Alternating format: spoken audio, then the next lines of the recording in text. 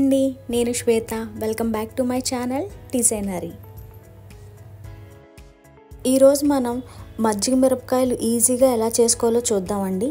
దీనినే చల్ల మిరపకాయలు, ఊరమిరపకాయలు, ఉప్పు మిరపకాయలు అండి. ఒక్కొక్క ఏరియాలో ఒక్కొక్కలా పిలుస్తూ ఉంటారు. ఇవి పప్పులోకి కానీ సాంబార్లోకి కానీ చాలా బాగుంటాయి.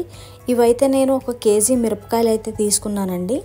ఇవి కొంచెం కారం తక్కువ ఉన్నాయే తీసుకోవాలి. ఇవి వాటర్తో బాగా క్లీన్ చేసి ఇలా నైఫ్తో కట్ చేసుకొని పక్కన పెట్టుకోవాలి. ఇలా కేజీ మిరపకాయలకి 1 కేజీ పెరుగు తీసుకున్నానండి. మనం ఎంత అయితే మిరపకాయలు తీసుకుంటామో సేమ్ క్వాంటిటీలో పెరుగు అయితే తీసుకోవాలి. సో ఇందులోనే కొంచెం పసుపు, సాల్ట్ వేసుకొని కొంచెం వాటర్ యాడ్ చేసుకొని, మరీ పలుచగా ఉండకూడదండి, కొంచెం చిక్కగానే తీసుకున్నాను. ఇప్పుడు మిరపకాయలు మజ్జిగలో వేసుకొని బాగా కలుపుకొని మూత పెట్టేయాలి. నేనైతే ఇంట్లో ప్లాస్టిక్ డబ్బా తీసుకున్నానండి. మీరు ఏదైనా ప్లాస్టిక్ డబ్బా అయితే యూజ్ చేసుకోవచ్చు. ఇలా మజ్జిగ మిరపకాయలు 2 రోజులు మూత పెట్టి వదిలేయాలండి. ఇది 2వ రోజు. మిరపకాయలన్నీ ఒకసారి కలుపుకొని ఉప్పు సరిపోయిందో లేదో ఒకసారి చూసుకోవాలి.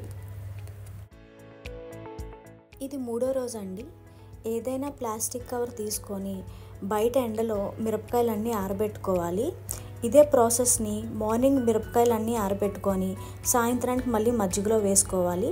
ఇదే ప్రాసెస్ 2-3 రోజులు చేసుకుంటే సరిపోతుందండి. తర్వాత డ్రైగా అయిన తర్వాత డైరెక్ట్గా డ్రైగా ఎండబెట్టుకోవచ్చు. సో చూసారు కదండి, చాలా ఈజీ ప్రాసెస్.